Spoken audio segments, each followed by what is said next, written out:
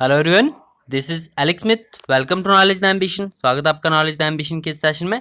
तो यहाँ पर हम करें हिमाचल प्रदेश कोऑपरेटिव बैंक के रिगार्डिंग कुछ मॉक टेस्ट, जिसका पार्ट 11 हम आज डिस्कस करने वाले हैं। ये पार्ट 11 है। इससे पहले 10 मॉक टेस्ट हम डिस्कस कर चुके हैं। यदि आपने वो वीडियोस नहीं देखी है तो आप प्लेलिस्ट सेक्शन आप जरूर विजिट कीजिएगा। वहाँ पर आपको सभी वीडियोज जो है एक साथ मिल जाएंगी। सभी वीडियोज को आप एक साथ देख सकते हो। मोस्ट इंपॉर्टेंट क्वेश्चन यहाँ पर डिस्कस किए गए हैं, तो उन वीडियोज़ को ज़रूर देखिएगा। और चैनल पर पहली बार हैं तो चैनल को सब्सक्राइब जरूर कर लें और नोटिफिकेशन बेल को ऑन कर लें, ताकि आने वाले सभी रेगुलर अपडेट जो है आप तक रेगुलरली पहुंचते रहें। तो स्टार्ट करते हैं हमारा आज का ये इंपॉर्टेंट सेशन। वीडियो को एंड तक देखना है। सभी मोस्ट इंपॉर्टेंट क्वेश्चन जो है यहाँ पर इंक्लूड किए गए हैं। सबसे पहला क्वेश्चन आपके सामने यहाँ पर है, which of the following rates signal the RBI's long term outlook on interest rates. आपको यहाँ पर बताना है कि निम्नलिखित में से कौन सी दरें जो है ब्याज दरों पर आरबीआई के दीर्घकालिक दृष्टिकोण का संकेत देती हैं।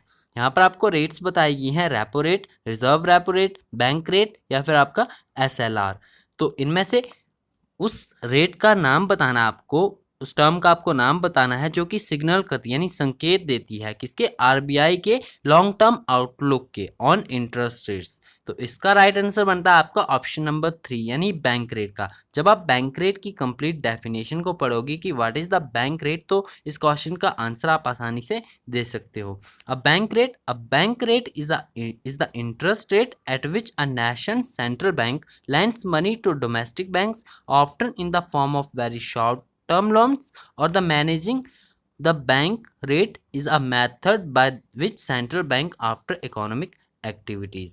तो ये आपकी बैंक टर्म की डेफिनेशन है। यही क्लियर कर देती है कि जो नेशन का सेंट्रल बैंक होता है वो लैंड करता है मनी जब डोमेस्टिक बैंक्स को, तो ये आपकी बैंक रेट कहलाती है, जिस रेट पर भी आरबीआई लैंड करता है मनी डोमेस्टिक बैंक्स को। तो आपका जो यहाँ पर राइट आंसर है ऑप्शन नंबर 3 है। यही संकेत देती है आरबीआई के दीर्घकालिक दृष्टिकोण को। ऑप्शन नंबर 3 इसका राइट आंसर है। नेक्स्ट आपका क्वेश्चन नंबर 2 पूछा गया कि the maximum period for which a fixed deposit can be accepted by a commercial bank is dash. अधिकतम अवधि जिसके लिए एक वाणिज्यिक बैंक जो है स्वादी जमा स्वीकार, यानी जो आपका फिक्स डिपॉजिट है, एफडीज जो होती हैं उन्हें स्वीकार किया जा सकता है। तो जो कमर्शियल बैंक होते हैं वो एफडीज को कितनी अवधि तक जो है वो स्वीकार कर सकता है, 10 ईयर्स, 15 ईयर्स, नो लिमिट्स या फिर 8 ईयर्स। इस क्वेश्चन का राइट आंसर आपका ऑप्शन नंबर 1। मैक्सिमम जो ये टाइम पीरियड होता है कमर्शियल बैंक का, ये 10 ईयर्स का होता है। जो आपकी फिक्स डिपॉजिट यानी एफडीज होती है, the longest permissible term for FDs is 10 years. Generally, the longer the term of deposit, higher is the rate of interest, but the bank may offer lower rate of interest for longer period if it expects interest rates at which the central bank of the nation lends the bank repo rate will dip in the future। तो simply आपको यहाँ पर याद रखना है, जो आपकी ये मैक्सिमम लिमिट होती है ये 10 ईयर्स की होती है, जो कि आपका फिक्स डिपॉजिट मैक्सिमम पीरियड होता है फिक्स डिपॉजिट का accepted by the commercial bank. Option number 1 इसका राइट आंसर है। नेक्स्ट आपका क्वेश्चन नंबर 3 पूछा गया कि the decimal system of note and coin issue was started in India in dash. Bharat में नोट व सिक्के की जो दशमलव प्रणाली है वो कब शुरू हुई थी, 1935 में, 1947 में, 1951 में या 1957 में। तो इस क्वेश्चन का राइट आंसर है आपका ऑप्शन नंबर 4, 1957 में। प्राचीन समय से ही भारत देश में जो है वो सिक्कों की और जो आपका कॉइन्स होते थे उनकी दशमलव प्रणाली जो थी वो जारी थी, लेकिन जो आपका ऑफिशियल इंडियन गवर्नमेंट के द्वारा जो इसका coinage system decimal system of coinage जो है वो एक्सेप्ट किया गया था 1 अप्रैल 1957 को, जब आपका reserve bank in terms of the RBI act of 1957 के तहत जो है ये decimal system of coinage accept किया गया था। तो ऑप्शन नंबर 4 इसका राइट आंसर है। नेक्स्ट आपका क्वेश्चन नंबर 4 पूछा गया कि an average citizen can not open a saving account in which of the following. एक सामान्य नागरिक जो है निम्नलिखित में से किस में बचत खाता नहीं खोल सकता है, कमर्शियल बैंक में, पोस्ट ऑफिस में, कोऑपरेटिव बैंक्स में या फिर आरबीआई में। तो इस क्वेश्चन का राइट आंसर है आपका RBI, reserve bank of India में जो है एक सामान्य व्यक्ति, एक औसत नागरिक जो है वो बचत खाता नहीं खोल सकता है। ऑप्शन नंबर 4 इसका राइट आंसर है। नेक्स्ट आपका क्वेश्चन नंबर 5 पूछा गया कि which nationalised bank was the first to sponsor a regional rural bank in India. Bharat में एक क्षेत्रीय ग्रामीण बैंक को प्रायोजित करने वाला पहला राष्ट्रीयकृत बैंक कौन सा था? Syndicate bank, bank of India, union bank of India या फिर सेंट्रल बैंक ऑफ इंडिया। तो इस क्वेश्चन का राइट आंसर आपका ऑप्शन नंबर 1 सिंडिकेट बैंक जो था वो एक क्षेत्रीय ग्रामीण बैंक को प्रायोजित करने वाला पहला नेशनलाइज्ड बैंक था। ऑप्शन नंबर 1 इसका राइट आंसर है। और ये जो आपका फर्स्ट रीजनल रूरल बैंक था ये इंडिया में प्रार्थना बैंक के नाम से सिंडिकेट बैंक के द्वारा स्पॉन्सर किया गया था इन उत्तर प्रदेश। 2 अक्टूबर 1975 को जो है ये स्पॉन्सर किया गया था सिंडिकेट बैंक के द्वारा। तो आपको ये इस बैंक का नाम भी याद रखना है, प्रार्थना बैंक इसका नाम था और ये उत्तर प्रदेश के मुरादाबाद डिस्ट्रिक्ट में स्टार्ट किया गया था, sponsored by syndicate bank. Next है आपका क्वेश्चन नंबर 6।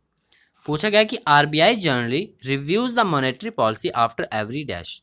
आरबीआई जो है आमतौर पर कितने महीनों के बाद जो है मौद्रिक नीति की समीक्षा करता है?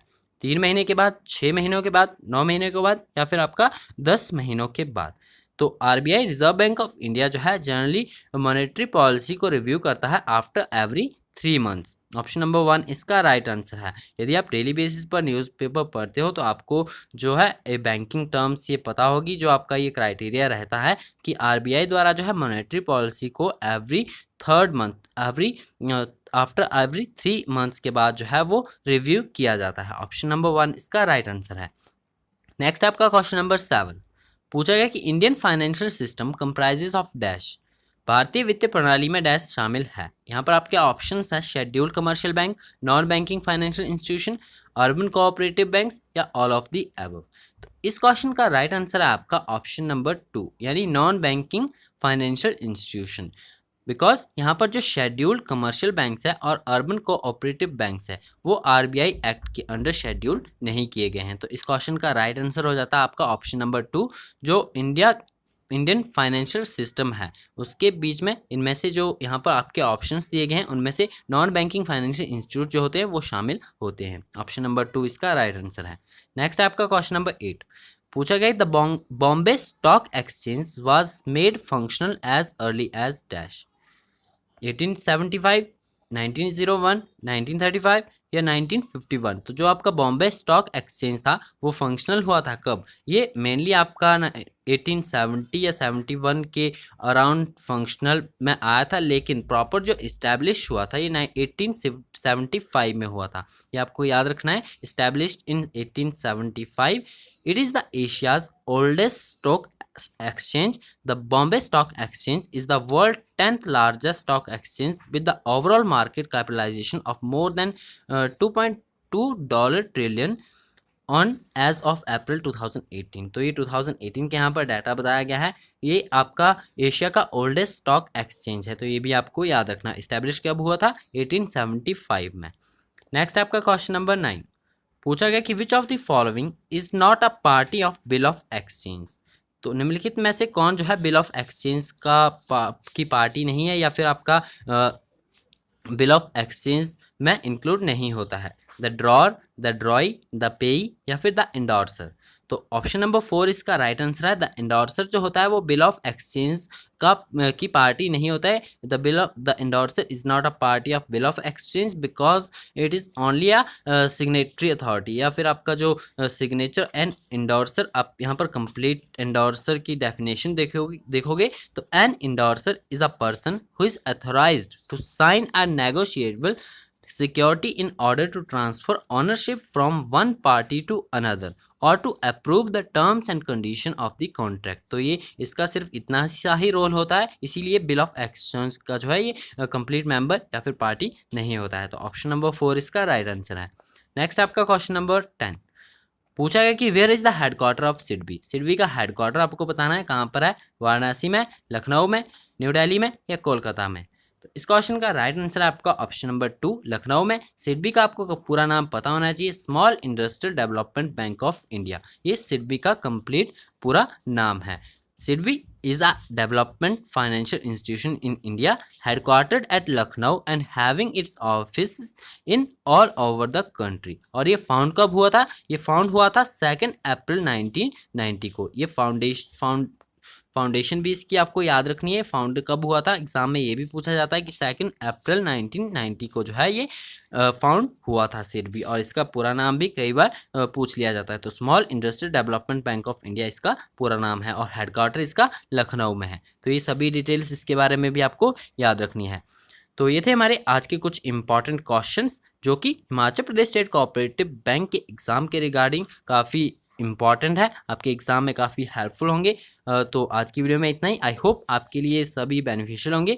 अगर वीडियो पसंद आए तो वीडियो को लाइक ज़रूर करना है, अपने फ्रेंड्स का शेयर जरूर करना है, और चैनल पर पहली बार आए हैं चैनल को सब्सक्राइब जरूर कर लें। और इसी के साथ आप नॉलेज द एम्बिशन के वेरियस सोशल मीडिया प्लेटफॉर्म पर जुड़ सकते हो। सभी लिंक आपके डिस्क्रिप्शन बॉक्स में दिए गए हैं, आप वहाँ से ज्वाइन कर सकते हो। तो आज की वीडियो में इतना ही, मिलते हैं नेक्स्ट वीडियो में। Thanks for watching and best of luck for your bright future.